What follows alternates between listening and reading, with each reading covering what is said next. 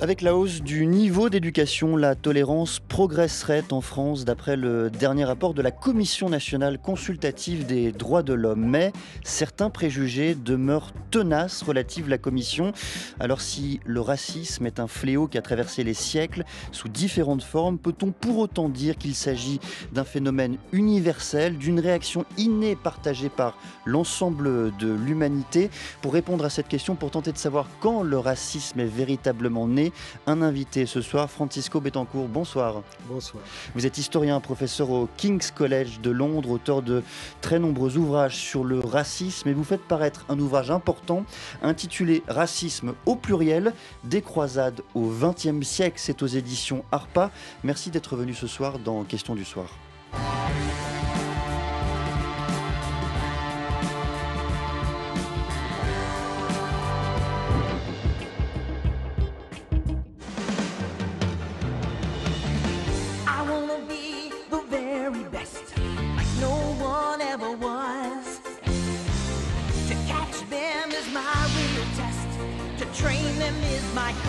Ce qu'on entend là, Francisco Betancourt, c'est le générique de Pokémon, un générique que j'aimais bien, mais qui se trouve avoir été utilisé par les organes de communication de l'administration américaine pour comparer la façon dont cette administration abordait désormais les migrants dans le pays, comme ils les considèrent désormais comme des Pokémon. La chasse est lancée contre les immigrants, comme la chasse est lancée dans cette fiction contre les Pokémon. Comment vous abordez ce sujet et surtout cette animalisation américaine des migrants? Je crois que c'est lamentable.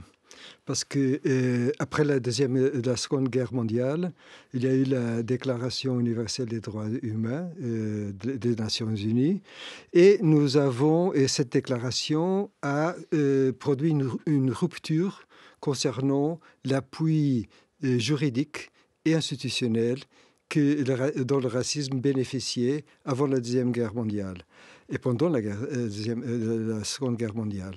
Donc, cette déclaration a été reproduite, c'est inscrite dans toute législation pratiquement du monde, et il y a une norme antiraciste de jamais diminuer l'être humain, de jamais inférioriser et de comparer les êtres humains à des animaux.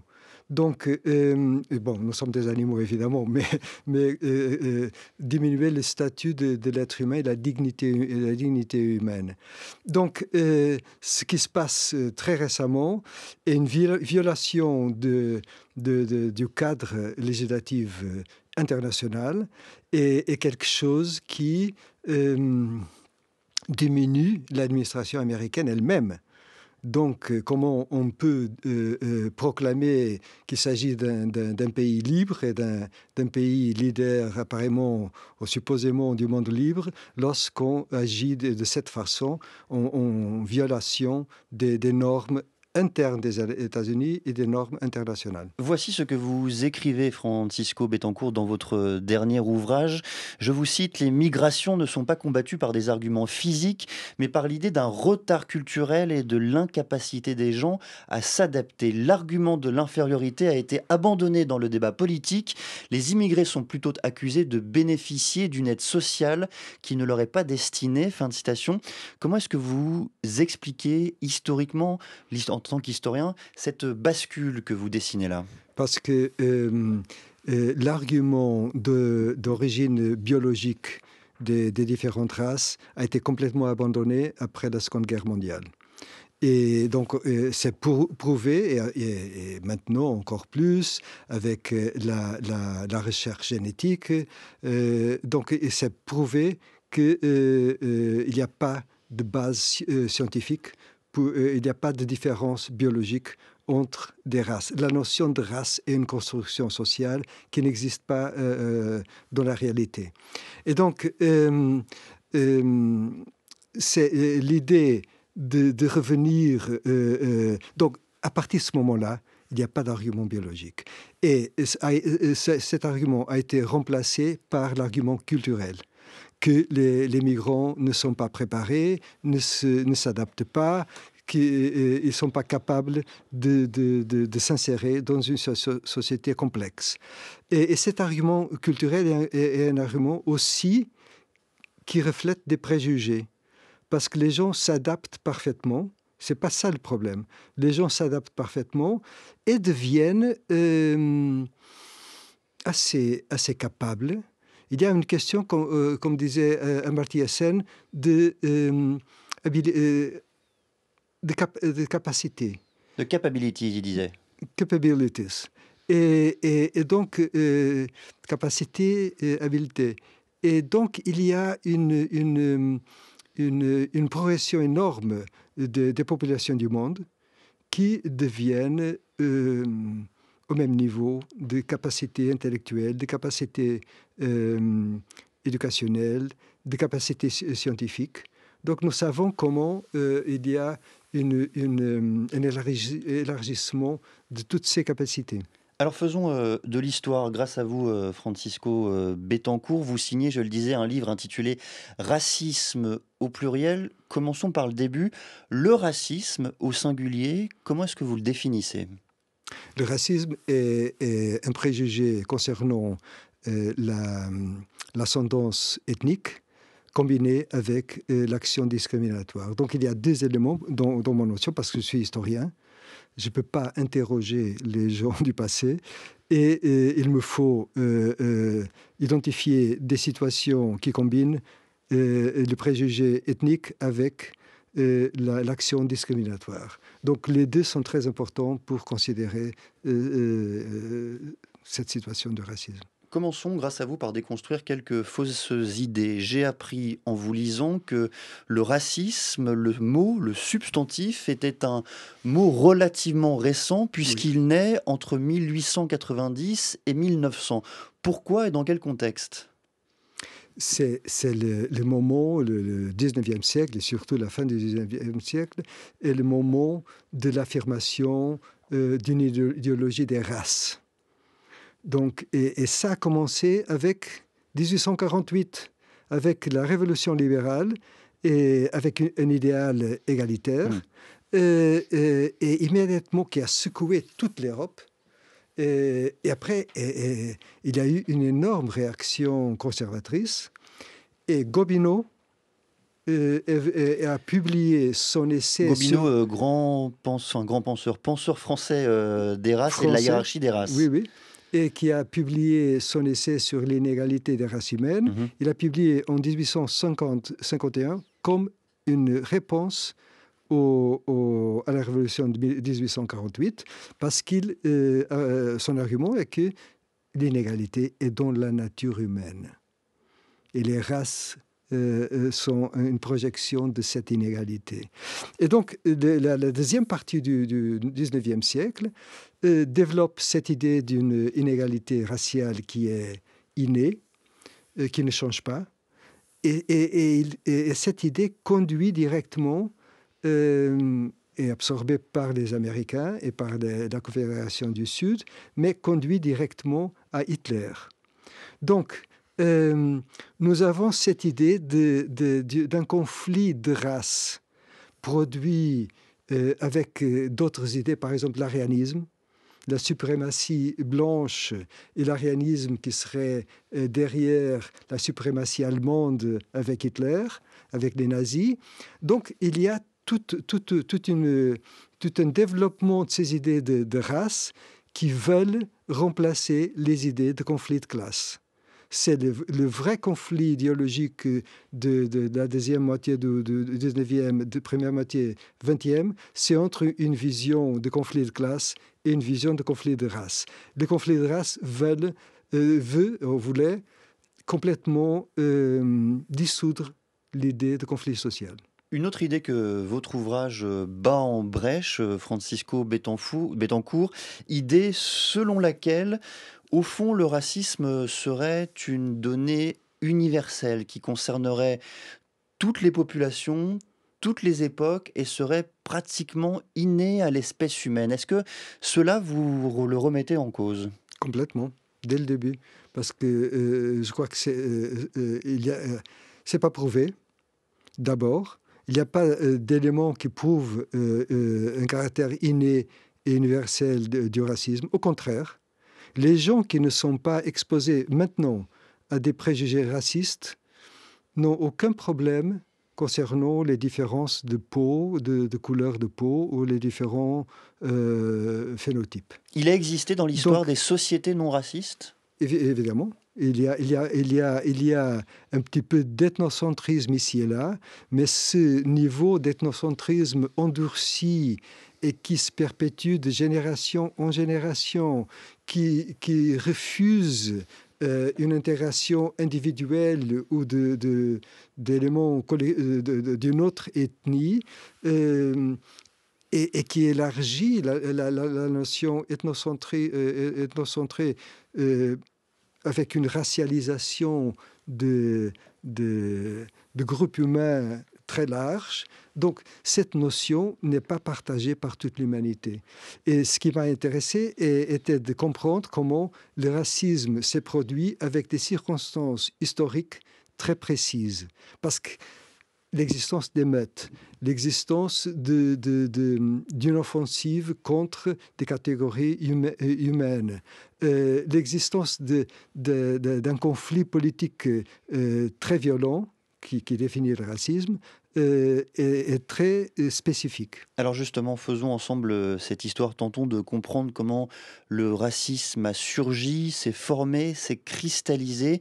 Il s'est joué quelque chose d'important, selon vous, au moment des croisades, car à travers ces croisades, il y a eu un besoin d'identification religieuse et ethnique visant à définir un ennemi et à l'abattre. Racontez-nous justement ce qui s'est joué au moment de ces croisades dans la configuration de la matrice raciste présente. Bon, il y a une colonisation interne de l'Europe, parce qu'il y a la conquête chrétienne de Sicile et de la péninsule ibérique. Il y a l'expansion au nord d'Europe, il y a l'expansion contre les Irlandais aussi. Et ces populations minoritaires ont été soumises par l'expansion chrétienne. Donc, et déjà, il y a eu une racialisation des musulmans en Sicile et dans la péninsule ibérique. Il faut dire que les communautés juives avaient une descendance commune, un partage, mais les populations musulmanes, leur passé, étaient multiples, avaient une origine ethnique multiple. Et donc, il y a eu une racialisation de ces communautés musulmanes. Et après, c'était les croisades occidentales, et aussi dans la Terre Sainte. Et après, avec la conversion forcée, violente des Juifs en Castille, en Espagne et au Portugal, depuis la fin du XIVe siècle jusqu'à la fin du XVe siècle, et la conversion forcée des musulmans qui sont restés en Espagne, aussi un petit peu plus tard, nous avons une situation de rejet d'émeutes contre ces convertis et la production de statuts de pureté de sang. Il n'y a rien de plus clairement raciste que l'idée de pureté de sang.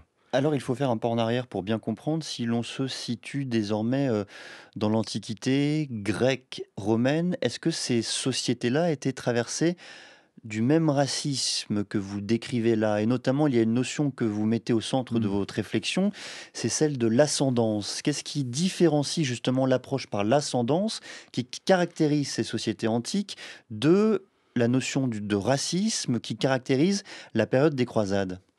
Dans la période grecque et romaine, il y avait des préjugés ethniques, mais il n'y avait pas une discrimination systématique. Pas de racisme? Je dirais pas de racisme, mais il n'y avait pas une discrimination systématique. Il y a eu des empereurs romains qui venaient du Moyen-Orient. Donc, il y avait des préjugés contre des populations du Moyen-Orient, mais pas un racisme systématique. Pas d'esclavage fondé sur la différence de couleur de peau? Il y avait de l'esclavage, mais il y avait l'esclavage d'Africains, il y avait l'esclavage dans le monde grec des Slaves, Mais ça, c'est bien du racisme, non? Le mot esclave vient de slave. Donc, il y avait des préjugés, mais ce n'était pas systématique. La discrimination n'était pas systématique, à mon avis. J'ai des collègues, Benjamin Isaac, qui soutient que c'est du racisme. Moi, je ne vois pas une discrimination systématique, mais je reconnais qu'il y a des préjugés déjà dans le monde grec et romain. Ce qui est nouveau dans le cas ibérique surtout, c'est que la rivalité religieuse est devenue quelque chose d'autre et avec les statuts de pureté de sang de ceux qui ont été convertis par la violence. Et donc, il y a une violation du point de vue chrétien du sacrement du baptême qui supposait ouvrir, supposait finir avec les péchés précédents et ouvrir la voie de la salvation. Mais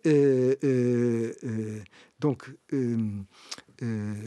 nous avons un racisme qui est plus clair à ce moment-là des statuts de pureté de sang. Je voudrais vous emmener en Ibérie au XVe siècle, en 1449, considéré comme le moment où surgit le premier statut contre les convertis. On écoute un extrait de la série documentaire intitulée La naissance du racisme, signé Stéphane Bonnefoy. Il nous revient de déclarer, et nous déclarons, établissons et ordonnons que tous les dits convertis, descendants du lignage pervers des Juifs, de quelque type qu'ils soient, en vertu du droit canon et du droit civil qui détermine contre eux ce qui suit, comme en vertu des privilèges que le roi de Castille et Léon, Don Alphonse, a accordés à notre ville, qu'ils soient tenus pour infâmes, inaptes, incapables et indignes d'exercer toute charge ou fonction publique ou particulière dans la ville de Tolède. Qu'ils soient tenus pour infâmes, inaptes et incapables de prêter foi comme notaire public ou comme témoin. Nous ordonnons qu'ils soient privés de toute charge et fonction qu'ils auraient eues de quelque façon que ce soit dans notre ville. Alors pourquoi l'historien que vous êtes, Francisco Béthencourt, identifie là le premier cas de racisme précoce? Racontez-nous. Bon, je ne veux pas dire qu'il y avait pas totalement de racisme avant, mais c'est un cas clair.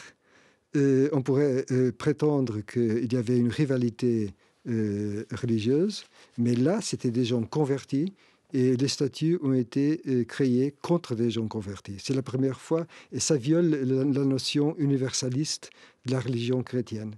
C'est la première fois que des populations entières ont été ciblées et bloquées du point de vue mobilité sociale. Donc, je crois qu'il y a un changement. Quand est-ce que l'on commence à classer les êtres humains selon différentes typologies? Vous identifiez justement la naissance, le surgissement de ces typologies-là au Moyen-Âge notamment.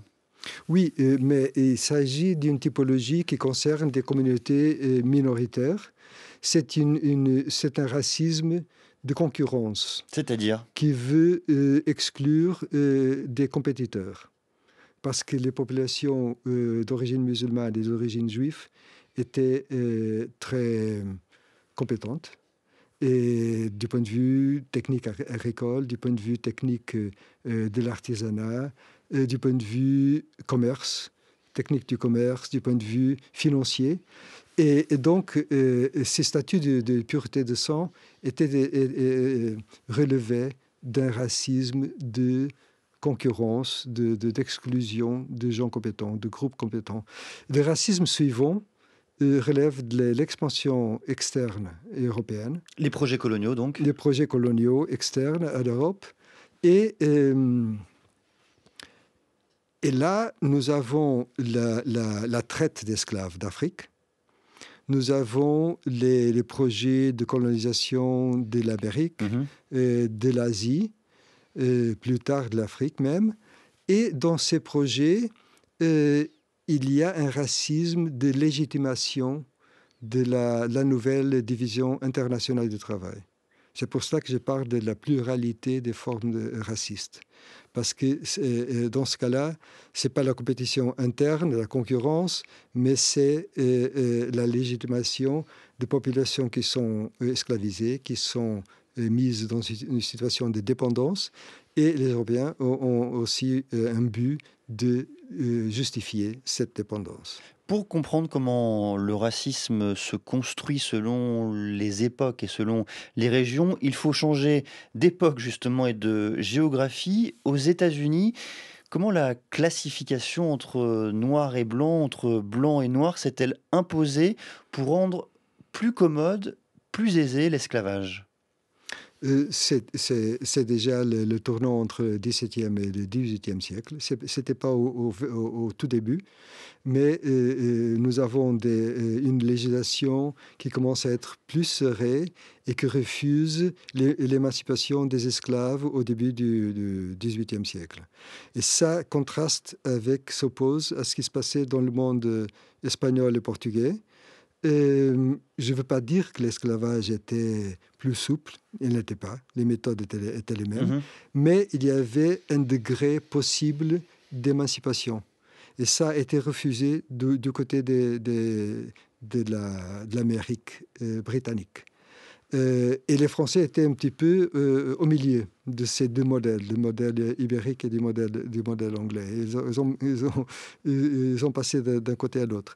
Mais donc, ces classifications sont importantes parce qu'ils ne laissaient pas beaucoup de flexibilité dans le système, et le système est devenu très serré, ce qui signifie qu'aux États-Unis aujourd'hui, une personne avec un ascendant africain il y a quelques générations avant est considérée comme noire. Au Brésil, la personne qui a des moyens, qui est classe moyenne, qui a des ascendants africains, est considérée blanche. Je voudrais vous faire entendre l'extrait d'un film intitulé Vénus Noire, un film d'Abdelatif Kechiche sorti en 2010. On y entend l'anatomiste du XVIIIe siècle, Georges Cuvier. La tête offre des moyens plus sûrs de distinction parce qu'on l'a mieux étudiée. C'est d'après elle que l'on a toujours classé les nations. Et à cet égard, notre Boschiman offre des différences très remarquables et très singulières. Je n'ai jamais vu de tête humaine plus semblable au singe que la sienne. Ce qui est bien constaté dès à présent, et ce qu'il est nécessaire de redire, tant l'erreur contraire se propage dans les ouvrages les plus nouveaux, c'est que ni ces Gallas, ni ces Boschiman, ni aucune race de nègres n'a donné naissance au peuple célèbre qui a établi la civilisation dans l'antique Égypte, et duquel on peut dire que le monde entier a hérité des principes des lois, des sciences et peut-être même de la religion. Je présente ici une tête de momie pour que l'Académie puisse en faire la comparaison avec celle d'Européens, de nègres et de Hottentots. Je vous en prie.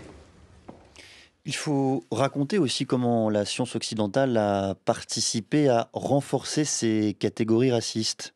Tout à fait.